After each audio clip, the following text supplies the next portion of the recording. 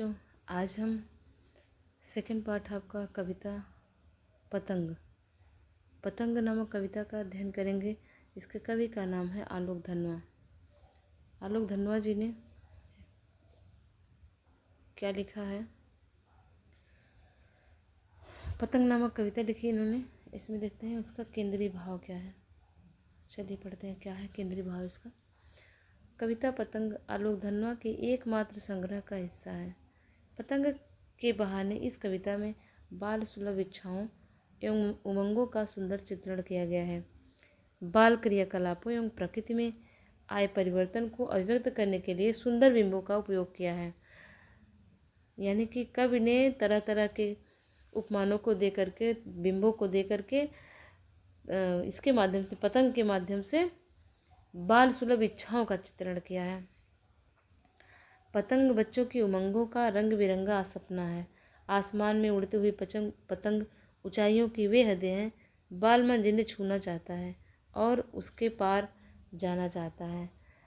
कविता धीरे धीरे बिंबों की एक ऐसी दुनिया में ले जाती है जहाँ शरद ऋतु का चमकीला इशारा है, तितलियों की रंगीन दुनिया है, दिशाओं में के मृदंग बजते हैं, जहाँ छतों के खतरनाक कोने से गिरने का भय है तो दूसरी ओर भय पर विजय पाते बच्चे हैं।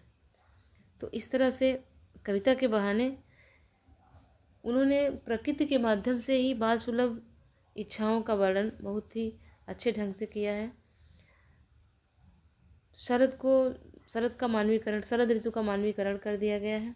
इसमें शरद ऋतु जो है चमकीला इशारा कर रहा है, एक साइकिल से आते हुए चमकीला इशारा करते हुए आता है। तितलियों की एक रंगीन दुनिया है जो उड़ रही हैं अच्छे से, दिशाएं मृदंग बजाते हुए दिखाई जाती हैं, जहाँ छतों के कोने जो है बच्चों को गिरने के लिए खतरनाक होते हैं, लेकिन उनकी भावनाएं इतनी कोमल होती हैं, इतने निश्चल विचार होते हैं कि वो दूसरे ओर उस भय से विजय पा जाते हैं। यानी कि बच्चे जो होते हैं उनके मन में कोई छल कपट का भाव नहीं रहता है, किसी तरह का उनको कोई गिरने का खतरा नहीं रहता। अपने इस लचीले शरीर को संभाल करके वो बच ही जाते हैं। ये देखिए दिखा ना, जो गिर गिर कर संभलते हैं और पृथ्वी का हर कोना खुद ब खुद उनके पास आ जाता है। बच्चे इतनी तेज चलते हैं, ऐसा लगता है बच्चे नहीं चल रहे हों, बल्कि पृथ्वी खुद चल के उनके पैरों के नीचे से खिसक रही हो, खुद उनके नीचे आ जाती हो। वे हर बार नई नई पतंगों को सबसे ऊंचा उड़ाने का हौसला लिए फिर भादों के बाद शरद की प्रतीक्षा कर रहे हैं। मतलब कि बार बार जो है अपनी पतंगों को, नई पतंगों को ऊंचा उड़ाने का हौसला लिए हैं और बार बार ऐसे मौसम की प्रतीक्षा करते हैं, ऐसे शरद रूपी उजाले की प्रतीक्षा करें भादों के अंधेरे के बाद, कि अब भादों का अंधेरा समाप्त होगा और शरद का उजाला उनके जीवन में आ जाएगा, ऐसी कल्पना करते हैं। तो इस पे आधारित कितने क्वेश्चन बन रहे हैं, काव्यांश पढ़ लेते हैं और काव्यांश पर आधारित बहुविकल्पी प्रश्नों को पढ़ लेते हैं। फिर इसके बाद इसमें जो क्वेश्चन आंसर बन सकते हैं 2-3 नंबर वाले, उनको भी हम देख लेते हैं। तो आइए देखते हैं कविता से, काव्यांश से बहुविकल्पी प्रश्न MCQ। सबसे तेज बौछारे गई, भादो गया, सवेरा हुआ, खरगोश की आंखों जैसा लाल सवेरा, शरद आया पुलों को पार करते हुए, अपनी नई चमकीली साइकिल तेज चलाते हुए, घंटी बजाते हुए, जोर जोर से चमकीले इशारों से बुलाते हुए, पतंग उड़ाने वाले बच्चों के झुंड को क्या कर रहा है कविता में। हाँ, इसमें क्वेश्चन देखिए, तेज बौछारे गई पंक्ति में कवि किस ऋतु की बात कर रहा है? सावन की, भादों की, ग्रीष्म की या शरद की? तो कौन आया है चमकीली साइकिल से इशारे करते हुए बच्चों को बुलाने? शरद आया था ना। बौछारे गई, अच्छा, बौछारे गई में सावन ख़त्म हो गया, सावन में बौछारें पड़ती है, सावन ख़त्म हो गया है। बौछारे गई में किस ऋतु का वर्णन गया? बौछार जाने का मतलब कि सावन की बौछारें होती है, सावन चला गया है। शरद आया पुलों को पार करते हुए पंक्ति का आशय क्या है? शरद ऋतु किसी नदी की भांति आई है, शरद ऋतु नदी पर बने पुल की भांति है, शरद ऋतु कई ऋतुओं को पुल की भांति पार करते हुए फिर से आई है, शरद ऋतु पुल को पार करके फिर से आई है। तो इसमें क्या है? कई ऋतुओं को पार करते हुए, सावन गया, भादों की तेज बौछारें, इस तरह से है। तो इसमें क्या है कि शरद जो है कई ऋतुओं को पार करते हुए, पुल की भांति पार करते हुए फिर से शरद ऋतु आई है। तो इसमें हो जाएगा गा ऑप्शन सही हो जाएगा। शरद आया में शरद में कौन सा अलंकार है? शरद में कौन सा अलंकार है? उत्प्रेक्षा, मानवीकरण, उपमा, रूपक। उत्प्रेक्षा क्या है? उत्प्रेक्षा उत्प्रेक्षा अलंकार इसमें नहीं है। अलंकार जब पढ़ेंगे तो उत्प्रेक्षा के बारे में पढ़ेंगे, लेकिन इसमें जो है उत्प्रेक्षा नहीं। मनुमानु जनजानु अगर इस तरह का कोई शब्द आ जाता है, उपमेय और उपमान, उपमेय में उपमान की संभावना अगर होती है तो उसमें जो है उत्प्रेक्षा अलंकार हो जाता है। मानवीकरण क्या होता है? जब प्रकृति का मानव जैसा व्यवहार दिखाया जाता है। उपमा और रूपक, ये सब है। तो इसमें कौन सा है? शरद आया। शरद क्या है? शरद ऋतु है, प्रकृति की चीज़ है। उसमें जो है परिवर्तन कैसा है कि मनुष्यों की बात उसमें क्रियाकलाप दिखाया जा रहा है। शरद आ रहा है, चमकीले इशारे से बच्चों को बुला रहा है, इसलिए कौन सा अलंकार हो जाएगा? ये खा आपका मानवीकरण अलंकार सही हो जाएगा। इसके बाद पद्यांश में शरद रूपी बालक को क्या उड़ाने का इशारा कर रहा है? पतंग उड़ाने का इशारा कर रहा है, धुआं, पक्षी, साइकिल। पतंग में शरद रूपी बालक क्या उड़ाने की ओर इशारा कर रहा है? तो बच्चा क्या उड़ाएगा? पतंग पाठ का नाम है, और उड़ाने वाली चीज़ क्या है? पतंग। पतंग ही उड़ेगी इसमें। पद्यांश में पतंग उड़ाने का इशारा किसको किया जा रहा है? बालक रूपी शरद को, बालक रूपी भादों को, या बालक रूपी सावन को, या बच्चों को? किसको उड़वाया जा रहा है? बच्चों को। तो ये ऑप्शन घ इसमें सही हो गया। अब देखिए यहाँ पे सारे आंसर दिए गए हैं, आप एक बार उसमें से ऊपर से करके स्क्रीनशॉट लेके कर सकते हैं, और करने के बाद आप आंसर रखे रहिए, बाद में आप उसको चेक भी कर सकते हैं। चलिए, तो दूसरा क्या आता है? दूसरा काव्यांश। चमकीले इशारों से बुलाते हुए आकाश को इतना मुलायम बनाते हुए कि पतंग ऊपर उड़ सके, दुनिया की सबसे हल्की और रंगीन चीज़ उड़ सके, दुनिया का सबसे पतला कागज़ उड़ सके, बांस की सबसे पतली कमानें उड़ सके, कि शुरू हो सके सीटियों, किलकारियों और तितलियों की नाजुक दुनिया। जन्म से ही वे अपने साथ लाते हैं कपास, पृथ्वी घूमती हुई आती है उनके बेचैन पैरों के पास, जब वे दौड़ते हैं बेसुध, छतों को भी नरम बनाते हुए, दिशाओं को मृदंग की तरह बजाते हुए, जब वे पेंग भरते हुए चले आते हैं डाल की तरह लचीले वेग से अक्सर। तो ये आपका काव्यांश था। अब काव्यांश से देखिए प्रश्न कौन कौन से बन रहे हैं। पद्यांश में कवि ने पतंग के बारे में क्या विशेषता बताई? पतंग की विशेषता बताना हमको। तो वह संसार की सबसे हल्के कागज़ से बनी होती है, या फिर वह संसार की सबसे रंग बिरंगे कागज़ से बनी होती है, या इसमें लगी बांस की कमानी सबसे पतली होती है, या एक ऑप्शन और आपका है उपरोक्त सभी। तो आप बताएंगे इसमें से कौन सा होगा। अभी यहाँ से देख लेते हैं, इसका घा ऑप्शन सही होगा कि दोनों ही, ये 3 ऑप्शन जो मिले मतलब चारों, उपरोक्त सभी, ये 4 वाला ऑप्शन आपका घा वाला सही है। अब देखिए पतंग में बच्चों की दुनिया कैसी बताई गई है? पतंग में बच्चों की दुनिया कैसी बताई गई है?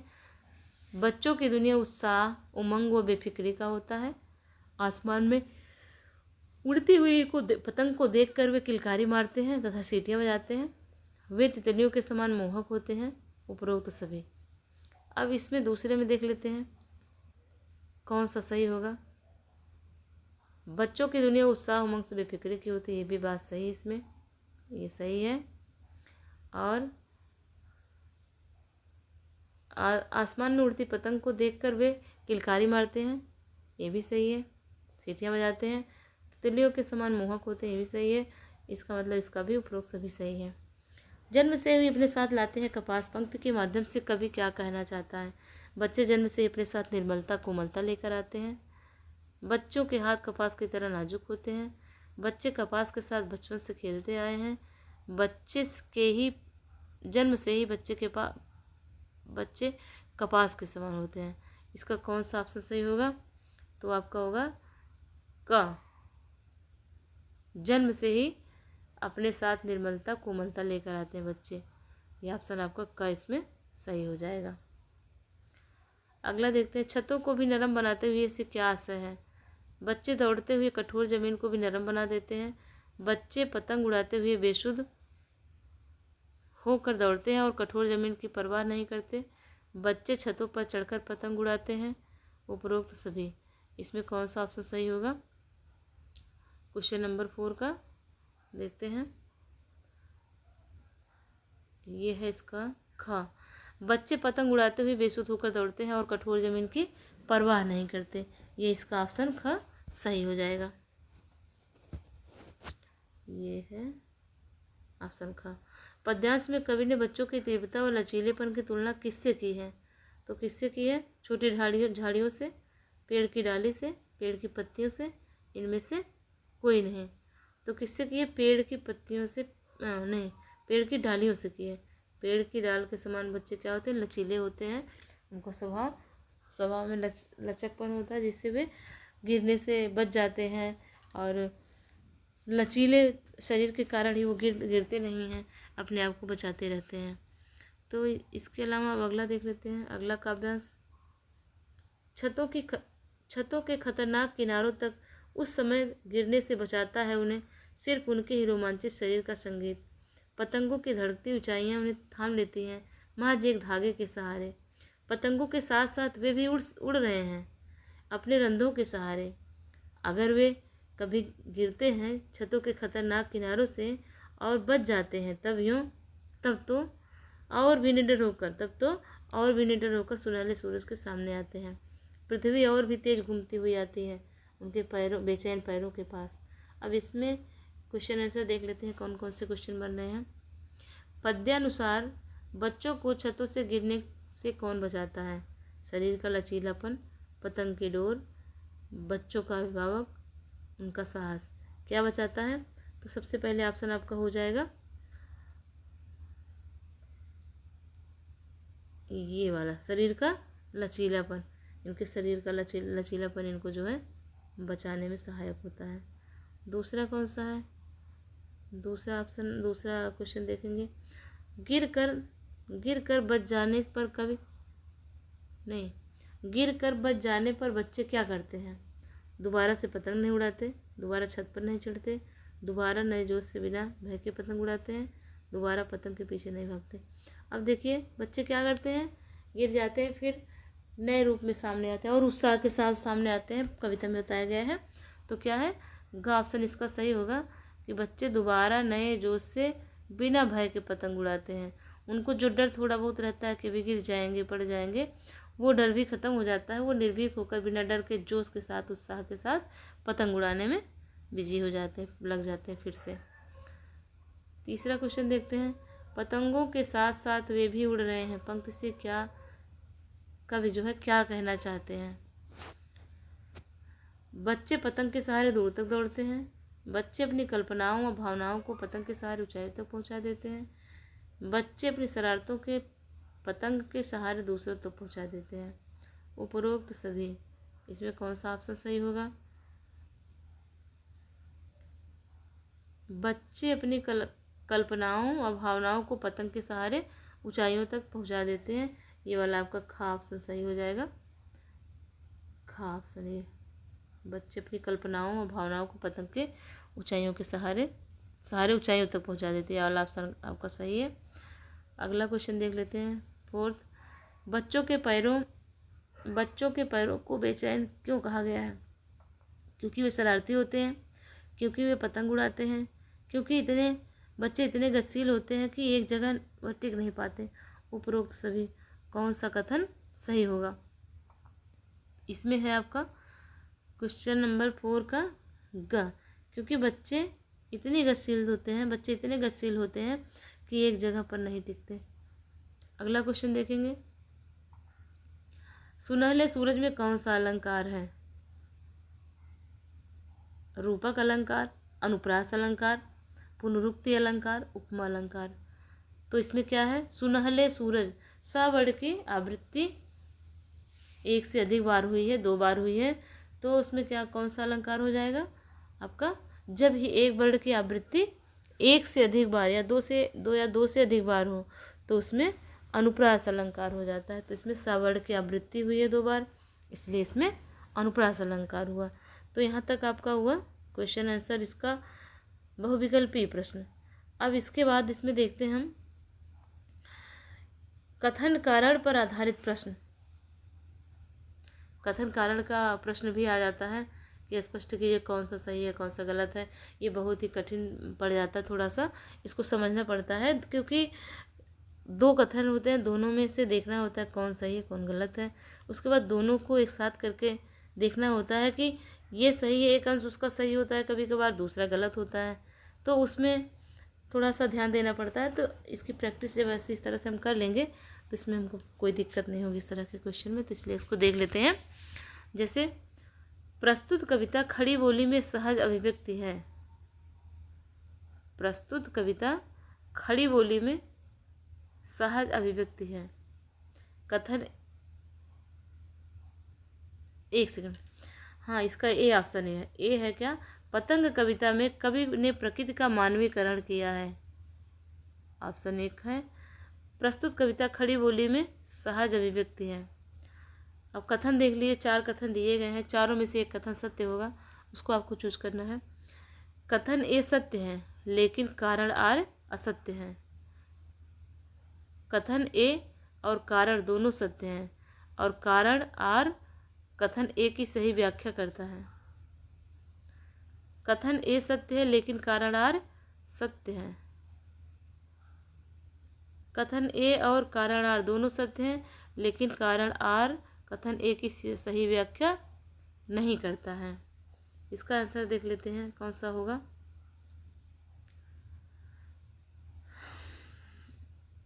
इसका हो जाएगा आपका कथन ख वाला ऑप्शन सही हो जाएगा।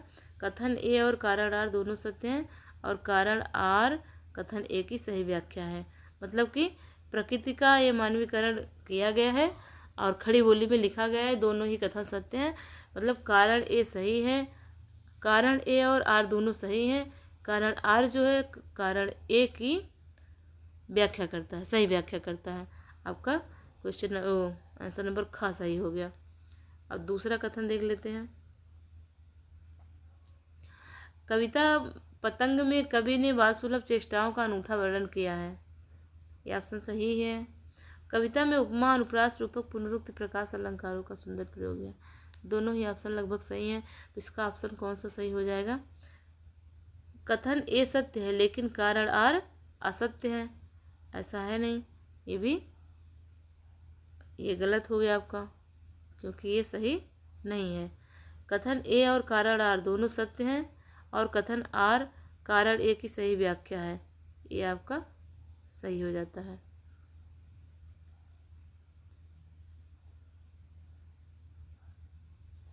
इसके बाद तीसरा क्वेश्चन आपका आता है। पतंग कविता में कल्पना के रूप में पतंग कविता में पतंग को कल्पना के रूप में चित्रित किया गया है। कविता में मुक्त छंद का प्रयोग है। अब इसमें देखिए, कथन ए सत्य है लेकिन कारण आर असत्य है। ये सत्य नहीं है। कारण ए और कारण आर दोनों सत्य हैं और कारण आर कथन ए की सही व्याख्या है। ये आपका सही है। ये दोनों ऐसे ही सत्य हो जाते हैं। तो इसके अलावा अब यहाँ पे हम देख लेते हैं 2-3 अंक वाले क्वेश्चन। तो यहाँ तक आपका क्वेश्चन आंसर हो गया। इसके बाद इससे संबंधित हम कुछ प्रश्नों के उत्तर कराएंगे जो 2 और 3 अंक वाले होते हैं। उनको बहुत ही अच्छे ढंग से कराया जाएगा। तब तक के लिए आप इतना ही रिवीजन करिए, देखिए, पढ़िए और अगले वीडियो में यानी कि कल इसका जो है प्रश्नोत्तर आपको दिया जाएगा। तब तक के लिए धन्यवाद।